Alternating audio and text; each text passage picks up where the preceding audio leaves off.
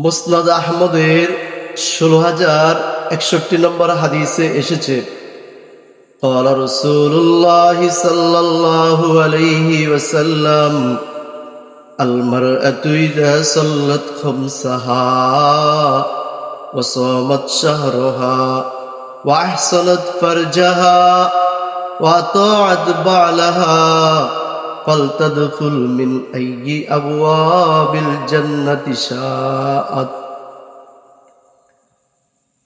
রাসূলুল্লাহ সাল্লাল্লাহু আলাইহি সাল্লাম ইরশাদ করেছেন, যে স্ত্রী লোক ৫ ওয়াক্ত নামাজ আদায় করিবে, রমজান মাসের রোজা রাখিবে, লজ্জাস্থানের হেফাজত করিবে, স্বামীর আনুগত্য করিবে, তবে সে বেহেশতের যে কোনো দরজায় ইচ্ছে প্রবেশ করিতে পারিবে।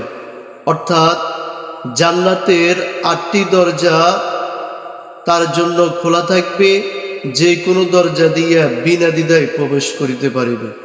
সুবহানাল্লাহ। আল্লাহ তাআলা মা বোনদেরকে উক্ত হাদিসের উপর আমল করার মতো সেই তৌফিক দান করুন। আমিন।